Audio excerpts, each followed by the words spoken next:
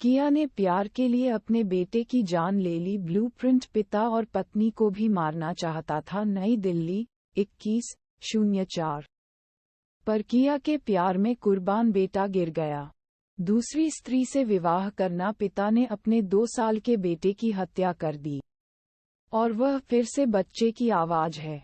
अगर यह अभी खत्म नहीं हुआ था। साक्ष्य नष्ट करने के लिए शव को फेंक दिया गया। उस स्थान पर ऐसी अद्भुत घटना घटी। शैली में आरोपी को साहू नगर पुलिस गिरफ्तार। पुलिस ने आरोपी को पहले बताया वह खुद को मारना चाहती थी। लेकिन क्यों? किशोरी के बेटे की हत्या किसने की, इसका पता नहीं चल सका है।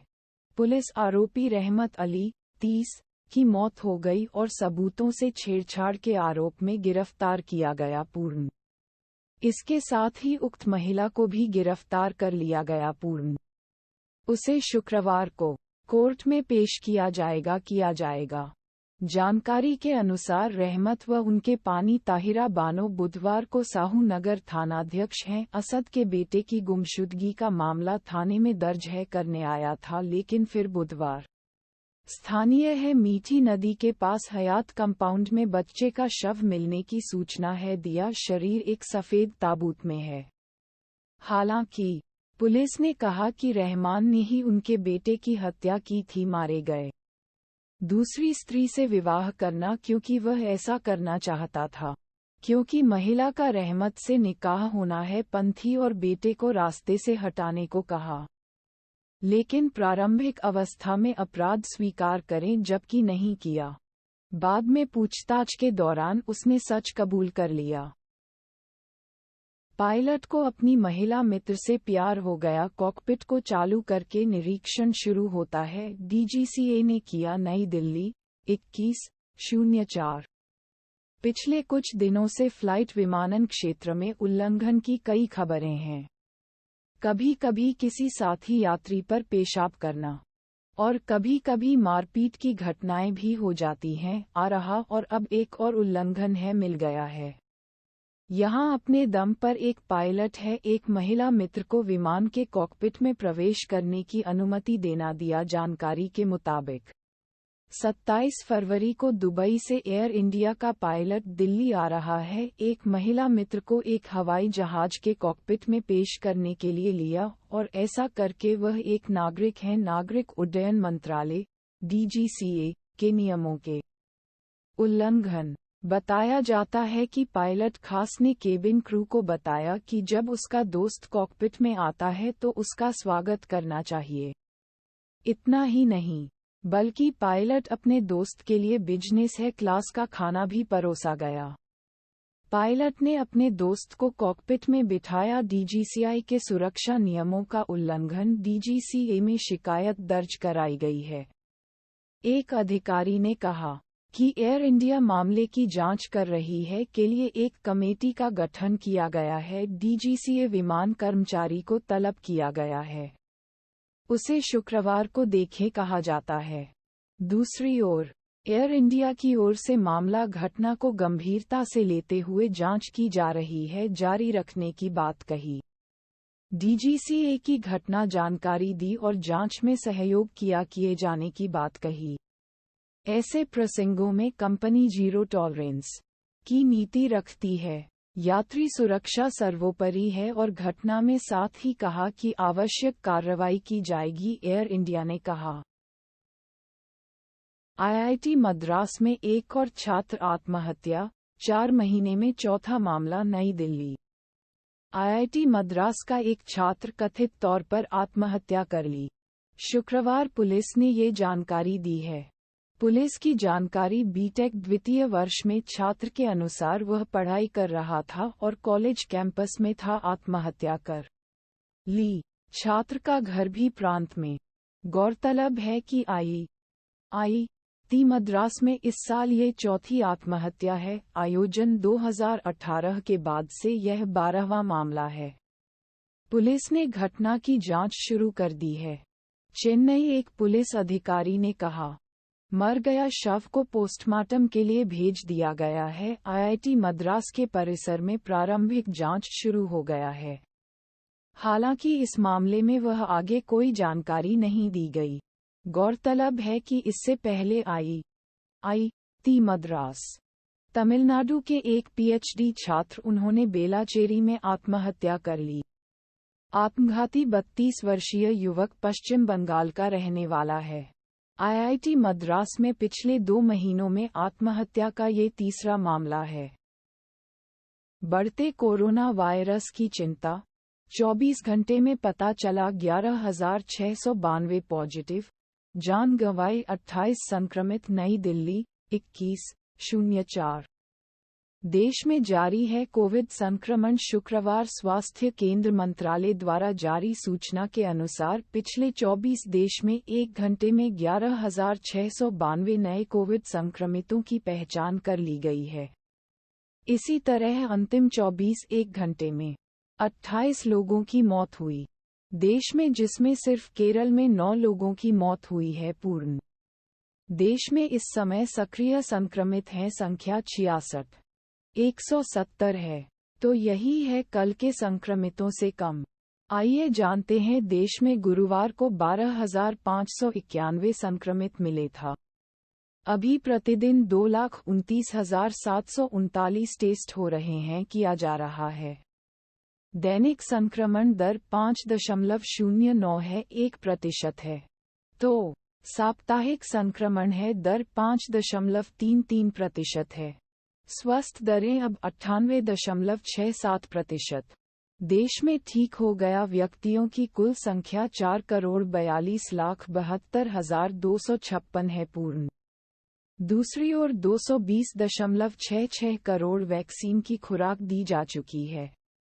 पिछले 24 घंटों में 3,647 खुराक ली जा चुकी है। आतंकी हमले में सेना जलकर खाक हो गई थी गढ़ी, 5 जवानी शहीद। सेना द्वारा बनाया गया। नई दिल्ली। जम्मू कश्मीर में आज गुरुवार का दिन है, एक दुर्घटना हुआ है। पुंछ जम्मू राष्ट्रीय राजमार्ग आर्मी लेन में भीषण आग लगी है। ये हादसे में 5 जवानीस की मौत हो गई खबर आ रही है। दुर्घटना घटी क्षेत्र में किया गया। सूचना मिलने के बाद सेना वरिष्ठ अधिकारी मौके पर पहुंच गए हैं। सेना की ओर से दिए गए बयान के मुताबिक आज दोपहर 2 से 3 बजे के बीच राजौरी सेक्टर की भीमबेर स्ट्रीट और पुंछा बीच में राजमार्ग के साथ यात्रा कर रही सेना की ट्रेन पर आतंकी हमला किया। आतंकवादी ग्रेनेड फेंकते हैं किया। नतीजतन सेना किले में घुस गया। भारी बारिश और कम दृश्यता इस हमले का फायदा आतंकियों ने उठाया हो गया। 20 अप्रैल 2023 संबंधित क्षेत्रों में आतंकवाद विरोधी गतिविधियां 5 के लिए मुतायन राष्ट्रीय राइफल्स इकाई जवान शहीद हो गए हैं। दूसरा जवान है राजौरी गंभीर रूप से घायल हो गया है, उन्हें सेना के अस्पताल में भर्ती कराया गया है। आतंक का उसे पकड़ने के लिए सर्च ऑपरेशन जारी है। 15 दिनों के भीतर खाली करें या ये हो जाएगा कार्य, दुनिया ने दी अमर्त्य सेन को नसीहत। भारती विश्वविद्यालय 4 नई दिल्ली। पश्चिम बंगाल विश्व भारती विश्वविद्यालय नोबेल पुरस्कार विजेता अर्थशास्त्री अमर्त्य सेन को 13 डेसिमल जमीन खाली करनी है आदेश दिया। विश्वविद्यालय एक प्रस्ताव है, अमर्त्य ने यह आदेश सेन को दिया है। विश्वविद्यालय के अनुसार अगर सेन ने जमीन खाली नहीं की तो बल प्रयोग भी किया जाएगा। अमर्त्य सेन फिलहाल विदेश में रह रहे हैं कर रहा है और उसकी प्रतिक्रिया नहीं आ रही है। 6 मई तक खाली करना है, विश्वविद्यालय ने उसे बताया। ये बंगाल है। गुरु रवींद्रनाथ द्वारा स्थापित एकमात्र विश्वविद्यालय टैगोर ने 1921 में किया था। प्रधानमंत्री विश्वविद्यालय के कुलाधिपति होते हैं। यूनिवर्सिटी के मुताबिक इसकी 1.381 एकड़ भूमि में अमर्त्य सेन की पिता का घर है। ऐसी स्थिति में है ये स्थान खाली करना है। विश्व भारत विश्वविद्यालय पश्चिम बंगाल के बीरभूम जिले में स्थित है। वहाँ है 89 वर्षीय अमर्त्य सेन अब वर्तमान में अमेरिका में रह रहे हैं। वह कभी कभी सर्दी के मौसम में यहां आ जाता था और जीविका सेन पर जमीन कब्जाने का आरोप यूनिवर्सिटी ने कहा। भारत और पश्चिम बंगाल इस संबंध में कई बार सरकार की ओर से ये तय है कि दुनिया भारत की है, अवैध कब्जा खाली किया जाए। आदेश में कहा गया है कि अगर अमर्त्य सेन तरफ से कोई जानकारी नहीं दी गई है। नरोदा हत्याकांड निर्देश पर गुजरात के पूर्व मंत्री रिहा, सभी आरोपी, जिनमें 21 साल से कम उम्र के भी शामिल हैं, 11 मुसलमान मारे गए। नई दिल्ली 20/04। 21 साल से भी कम समय पहले नरोदा दंगा मामले में गुरुवार को फैसला स्पेशल कोर्ट ने सुनवाई की। मामले की सुनवाई के बाद अहमदाबाद के एक विशेष न्यायालय के न्यायाधीश एस.के. बस्सी ने सभी आरोपियों को बरी कर दिया। पूर्ण 2002 के सांप्रदायिक दंगों के दौरान नरोदा गांव में मुस्लिम समुदाय के 11 सदस्य उसकी हत्या की गई थी। नरोदा हत्याकांड में पूर्व भाजपा नेता विधायक माया कोडनानी और बजरंग पार्टी कुल 86 लोगों को आरोपित किया गया था। बिल्कुल सुनवाई पूरी होने से पहले ही 18 आरोपियों की मौत हो गई। घटित हुआ 2012 में माया कोडनानी के लिए विशेष एसआईटी कोर्ट ने उन्हें 28 साल कैद की सजा भी सुनाई थी। सुना बेशक गुजरात उच्च न्यायालय यह है फैसला वापस लो। 2017 में माया के कहने पर बीजेपी के वरिष्ठ नेता, अब केंद्रीय गृह मंत्री अमित शाह माया कोडनानी के लिए गवाही दी। कोडनानी कहा कि दंगों के वक्त वह गुजरात में थे, विधानसभा और फिर 16 सिविल में थे, अस्पताल गया। विशेष रूप से 2002 में गोधरा में ट्रेन में आग लगाने की घटना में वह अयोध्या से लौट रहे थे। 58 श्रद्धालुओं की मौत। उसे लो गुजरात में कई जगहों पर सांप्रदायिक हिंसा मिला था। 28 फरवरी 2002 को अहमदाबाद शहर के नरोदा गांव में भी दंगे भड़क उठे। घटित और यहां 11 मुसलमान हैं मृत।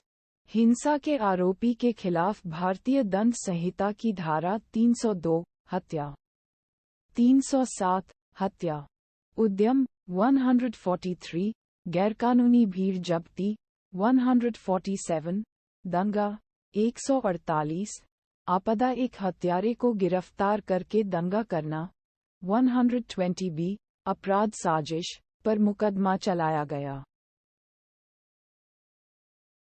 रूस ने अपने ही शहर में दागी मिसाइल फाइटर जेट्स, तबाही अचूक हो गई है। बिलिंग नई दिल्ली 21/04।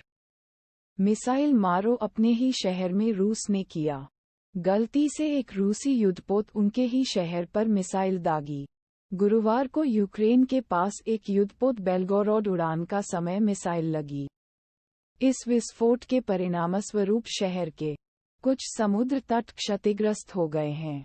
मिसाइल मदारा में शहर के प्रमुख सड़क पर 20 मीटर चौड़ी बनाया था।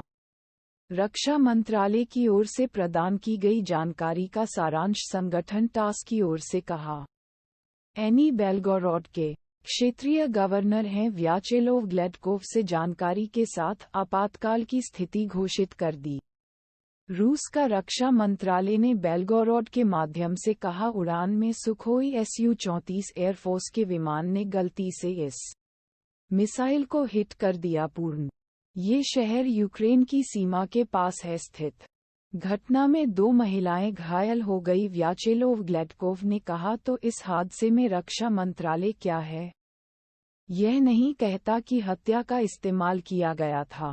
टेस के अनुसार रूस एक परीक्षण आदेश है दिया तो घटनास्थल की तस्वीर से ऐसा लग रहा है कि यह धमाका कितना भीषण था। मिसाइल प्रभाव में बिलिंग और कई कारें क्षतिग्रस्त। एप्पल स्टोर भारत में खुला, खुद का देश की सरकार का मजाक बनाया। पाकिस्तानी आप 65 वर्ष के हैं। मुंबई 21,804। हाल ही में मुंबई भारत में देश का पहला एप्पल स्टोर खोला गया। इस मौके पर एप्पल के सीईओ टिम कुक उपस्थित थे। इसमें भारत के लोग हालांकि खुश, पड़ोसी देश पाकिस्तान लोग इसे व्यवहार के माध्यम से अपनाते हैं, जवाब दिया।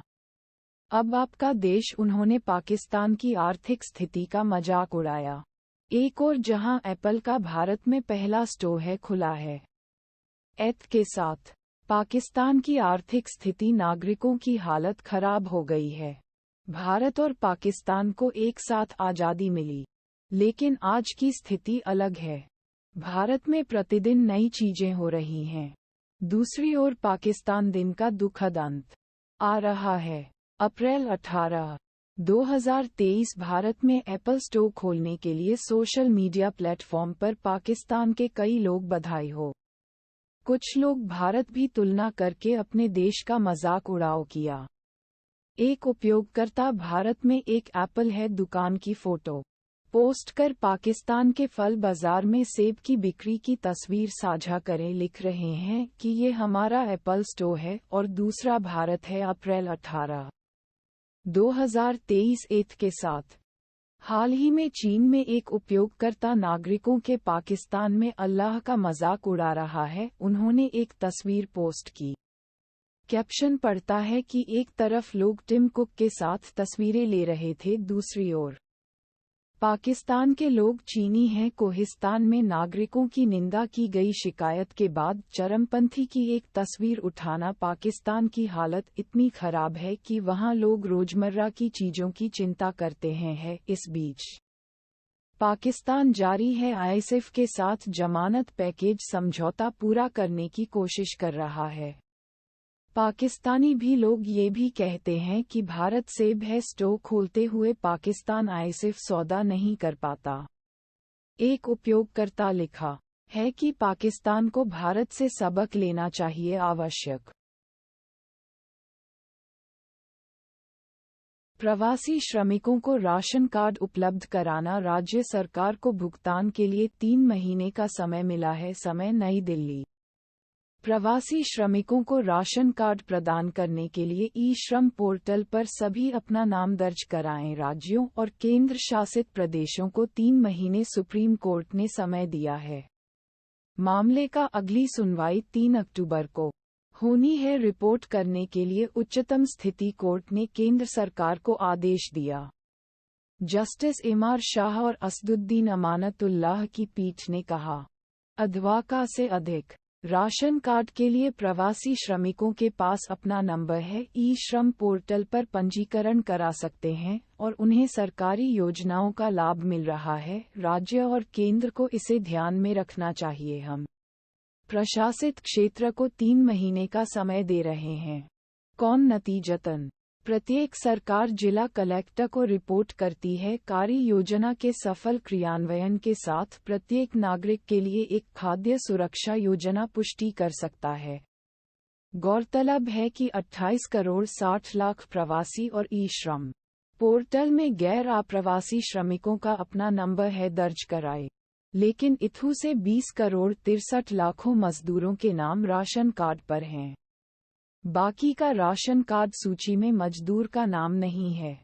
वंशावली लोक कल्याणकारी राज्य कहा है। जिन राज्यों और केंद्र शासित प्रदेशों को राशन कार्ड नहीं मिला और जो आवेदन करते हैं, जिन लोगों ने ऐसा नहीं किया है, उनके लिए जल्द से जल्द राशन कार्ड बनवाएं। देने में शीघ्रता करें।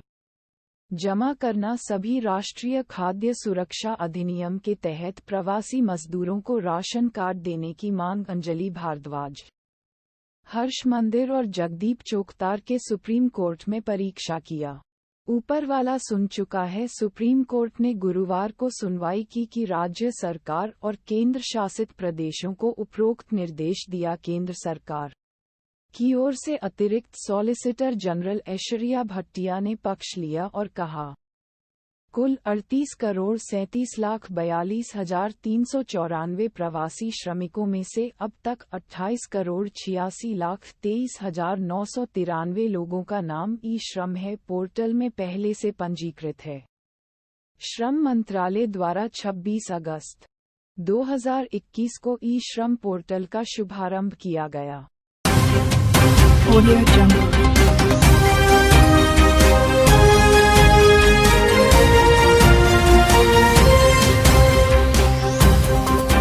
Audio Jungle।